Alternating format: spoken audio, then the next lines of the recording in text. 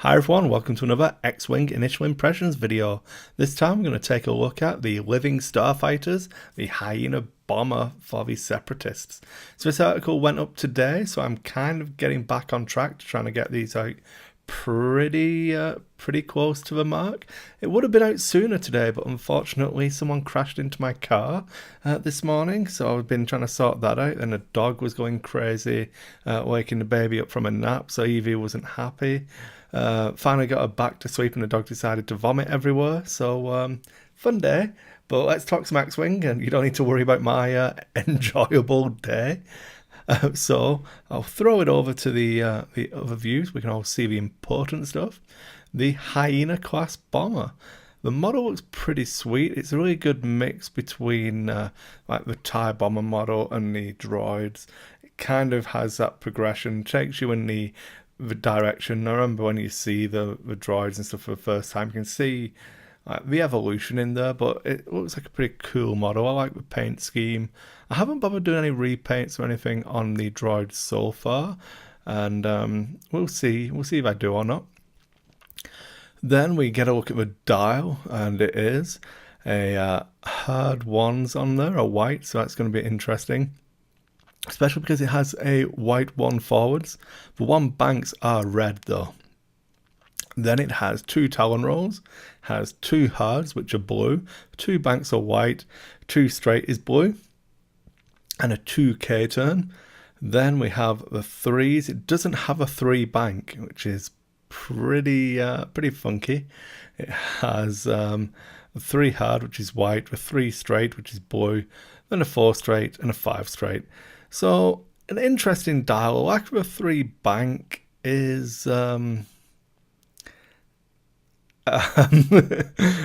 feel like that you're gonna miss that more than you would expect, if I'm honest. I really like the three bank in general, but we'll see how we go. Then it talks about short fuses. I can't remember. I think I did a Patreon cast when I was driving in the car where I spoke about this stuff, but if I did, I can't remember now. But it shows us the Techno Union Bomber Initiative 1, which has the calculate, target lock, barrel roll into target lock, and the red reload action.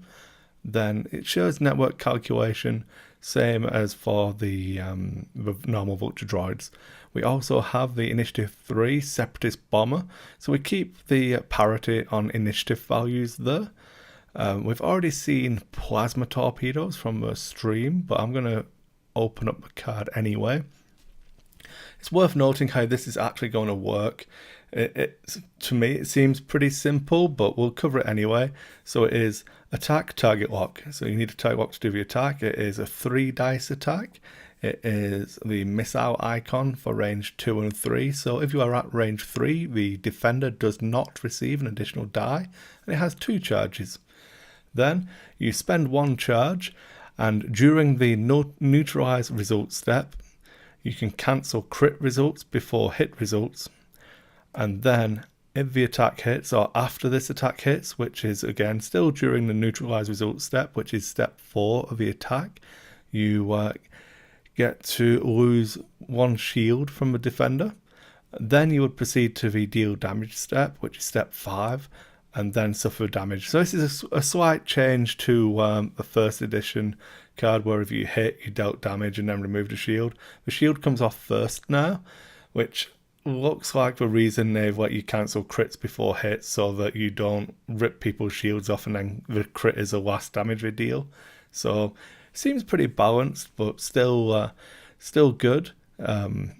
For a 3 dice, you're kind of getting that bonus all the time if they have shields. So I like it, and it looked like you could use them to good effect when we saw it on the stream, even if he failed to actually do so. Then it comes with energy shells as well. We've already seen those. I'm not going to explain how they work. Yes, you do get a reload, a disarm token, so please stop. Then let's see if there's anything else. Delayed fuses. This one was interesting. We get okay. We'll talk about bombardment drone first. So it tells you that this guy actually comes with a different loadout. Normally, it says they have a bomb, a device, and a missile. This one, you get extra devices and you lose out on the torpedoes and other stuff like that. So you get to specialize them in the roles somewhat, which was pretty interesting. Then it says, yeah, you get to take bomb generator. Cool. Delayed fuses is what we really want to talk about. After you drop, launch, or place a bomb or mine, you may place one fuse marker on that device. It's a modification. Please don't be triggered by the guidance chips artwork. It's fine. It is not guidance chips. It's completely different. Broken in different ways, maybe. So this one lets you, when the mine would go off, there'll be a fuse marker on it. Whenever the device would detonate, should use correct terminology. Bad, Chris. Whenever the device would detonate, you remove a fuse marker. If it has no fuse markers on it, it detonates as normal. So with the the bombardment drone, where you can actually launch it one forwards ahead of you, you can do that and then fly through your proxy mine, not set it off, and anyone chasing you might hit it, or some funky, interesting things like that. I'm pretty sure better players than myself are going to think up some really broken combos. Like turn one, you can fling them if you get trajectory simulator on there. You can fling them out, the bombs out in front of you, and just shut down an overboard. It's not going to go off this turn, it'll go off next turn. So yeah, I think it's interesting. Obviously it's going to be points dependent, but still really interesting. Landing struts. Hyena class. Let's see if these are actually different. Equip with side face up. I don't know why I'm reading this. While you execute a maneuver, if you overlap an asteroid or debris cloud and there are one or fewer other friendly ships at range 0, flip a card. So that's the same. That's first sentence is the same. Yeah, it looks the same. Yeah, so it's exactly the same from that brief reading. When I've messed it up and it's completely different, feel free to mock me in the comments. The article talks about trajectory simulator. Then we have the electro-proton bomb. During the system phase, you may spend one charge to drop the electron-proton bomb with the one template, then place one fuse marker on it. You need the reload and its charges cannot be recovered. So let's get into this bad boy.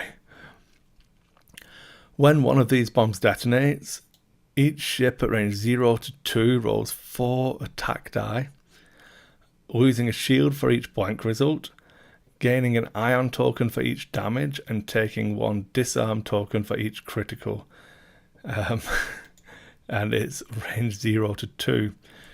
So, yeah, pretty good. If you don't have shields, it cannot damage you. But it can put you in a crappy position where the rest of someone's list can really punish you. So, flinging these forwards with a trajectory simulator and letting it sit there for 2 turns and really shutting down part of the battlefield can be pretty interesting. Control like the approaches and stuff like that. This could be horrendously overpowered if it's like a point or 2 points, but it's not going to be that cheap. There's no way. So I'm not overly worried about it right now, but we will see. It could be fun. Then we have an Initiative 1, which is limited to the Bactoid prototype. And again, same action bar, but this time you have, while you perform a special attack, if a friendly ship with the network calculation ship ability has a lock on the defender, you may ignore the focus, calculate, or target lock requirement of the attack.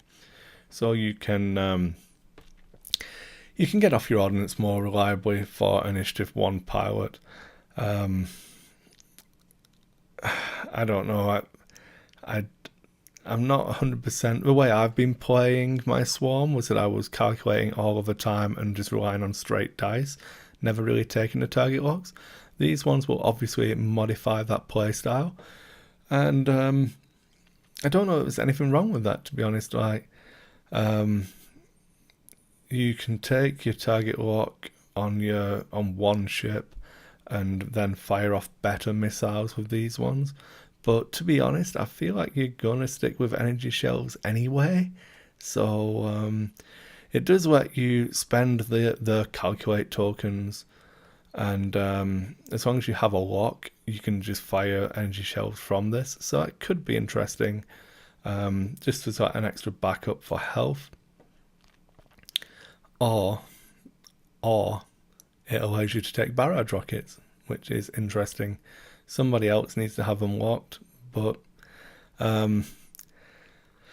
barrage is good, but I feel like you probably get just as much value out of energy shells, 4 points compared to I think 7. I think there's 7 at the moment. Obviously that could change.